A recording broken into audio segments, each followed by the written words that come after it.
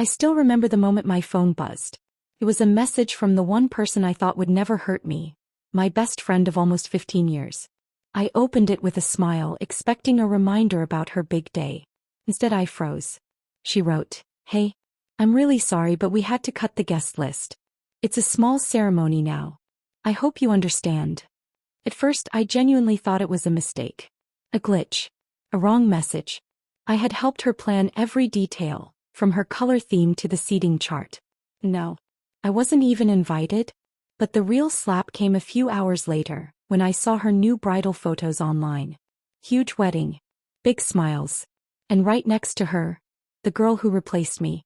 Someone with more followers, more money, more status. Someone who apparently fit her new life better than I did. I sat there staring at the screen, feeling humiliated, disposable, stupid for caring so much. But here's what she didn't know. That moment, that cold, last-minute rejection, wasn't just a snub. It was the spark that pushed me to change everything. And build the $100,000 revenge she never saw coming. We grew up together. Two kids who thought the world was safer when we were side by side. Sleepovers, school projects, running through the streets after school. We shared everything. Secrets, dreams, failures, heartbreaks. Someone asked me who my closest person was. I never even hesitated. It was her. Always her. As we grew older, our bond only seemed to deepen. I was the one she cried to after breakups. The one who stayed up all night helping her study. The one who showed up whenever she needed anything. From emotional support to errands she didn't want to do herself. So when she got engaged, I didn't even question my place in her life. I thought I would be her maid of honor. I thought I would stand beside her in every photo, holding her bouquet, supporting her like I always had. But what I didn't see, or maybe refused to see, was how one-sided everything had always been. She needed me only when it was convenient. Her loyalty stopped the moment she found someone better for her new image. I just didn't realize it, until it was too late. At first, everything seemed normal. We talked about her wedding every day, the colors, the dress styles, the venue she dreamed about since we were teenagers. She asked for my opinions on everything and I gave them happily because that's what friends do. But slowly, something changed. She started hanging out with a new group of people. Co-workers with money, girls who cared more about aesthetics than friendship, people who made her feel important. Suddenly, she was too busy to reply to my messages. Too distracted to include me in her outings. Too wrapped up in her new image to notice she was leaving me behind. It started with small things. She stopped asking for my help. Then she stopped sharing updates. Then she started talking to me like I was just another guest, not her closest friend. One day, instead of asking me to come dress shopping with her, she said, "Could you maybe help me organize things from home? You're good at that kind of stuff." That was the first time I felt it, the shift. Like I wasn't part of her celebration. Just part of her workload. But I still held on, hoping it was just stress. I didn't know the real humiliation was still waiting for me. The real hit came out of nowhere. One evening, while I was helping her finalize details for her seating chart, she suddenly texted me. "Hey, so sorry but we had to cut the guest list. It's a small ceremony now. I hope you understand." I just stared at the message, reading it again and again. Cut the guest list? I wasn't just a guest. I was supposed to be part of her day. Someone she once called a sister.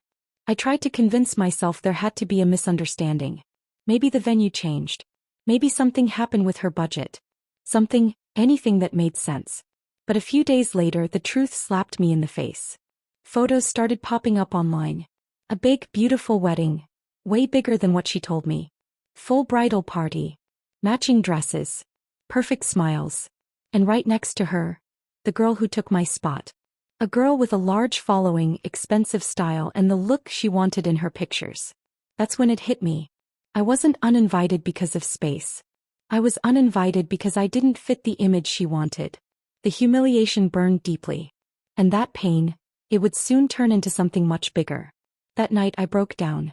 I felt stupid for caring so much, embarrassed for believing our friendship meant something, and angry at myself for not seeing the signs earlier.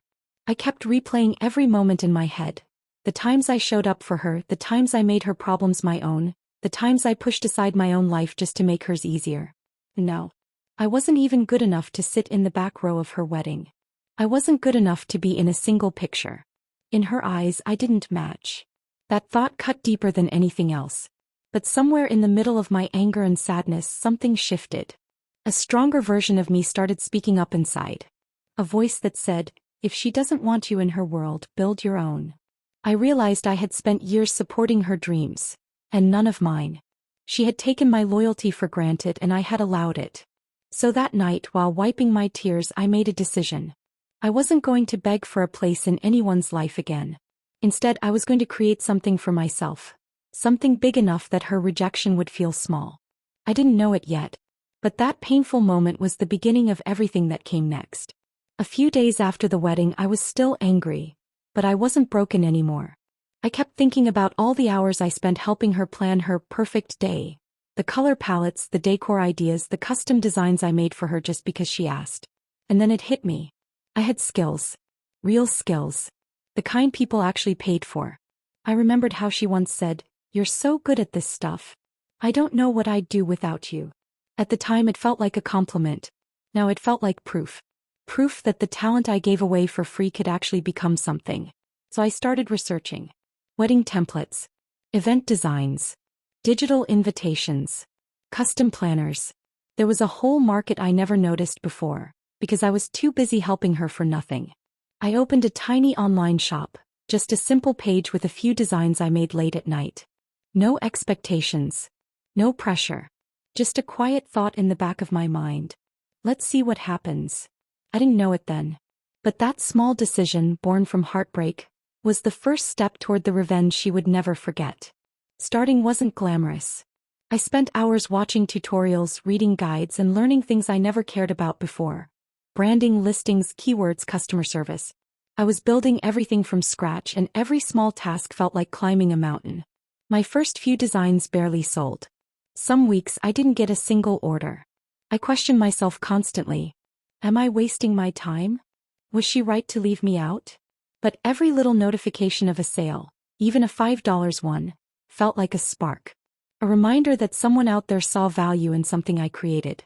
And that tiny feeling kept me going. I improved my designs. I listened to customer feedback. I spent late nights fixing mistakes and early mornings learning new tools. Little by little my shop grew. Not fast, not easily, but steadily. And every time I felt like giving up, I remembered that message. It's a small ceremony. I hope you understand. I did understand. I understood that she didn't see my worth.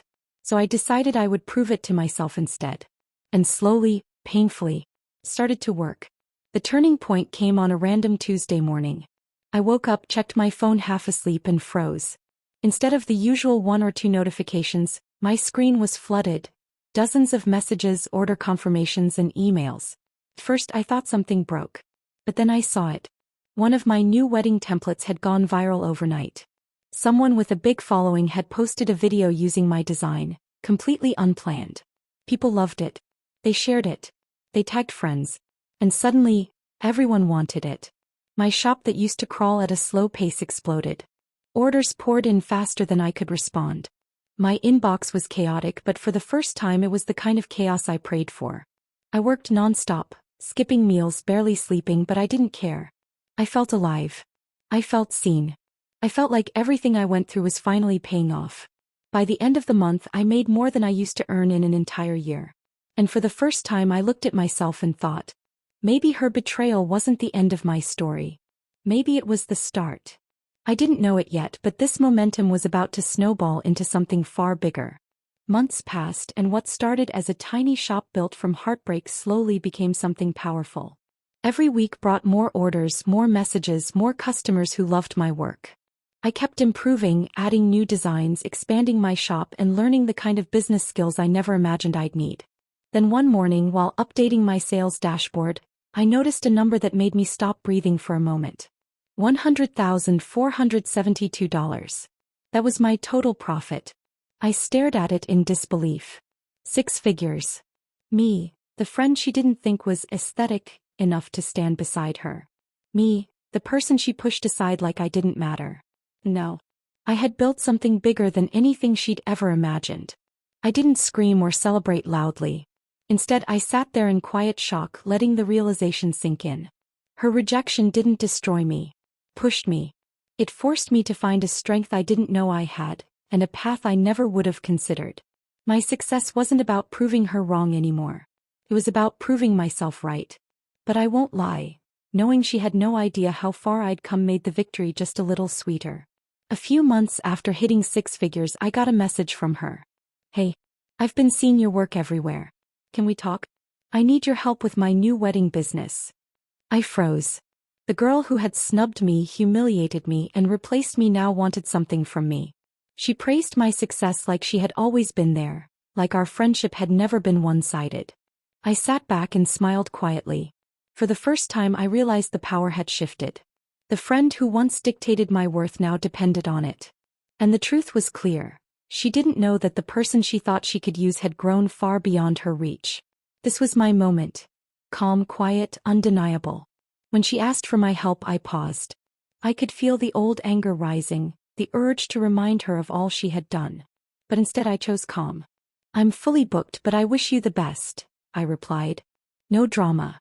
No insults. Just quiet strength. Her reaction was exactly what I expected. Defensive, frustrated, trying to guilt me. But it didn't matter anymore. The real revenge wasn't in words or insults. It was in my success, my independence, my ability to walk away untouched. She had tried to diminish me, but I had built something she could never take. And that was far more powerful than anything she could imagine. Looking back now, I can see the full picture. And honestly, it's almost ironic how something that felt so devastating at the time turned out to be the exact thing I needed. When she sent that last-minute message cutting me from her wedding, I felt crushed. Humiliated. Angry. I couldn't stop replaying it in my head, wondering how someone I considered my closest friend could discard me so easily. It wasn't just about missing a wedding. It was about feeling invisible to someone I had given so much of my time, energy, and trust. But as the weeks passed and I poured my heartbreak into building something of my own, I began to realize something important.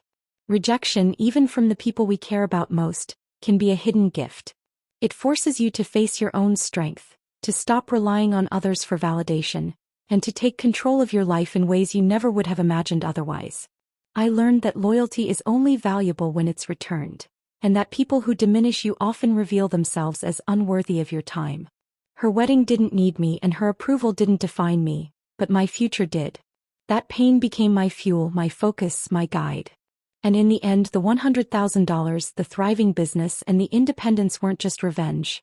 They were proof that sometimes the doors people close for you lead to the ones that change your life forever.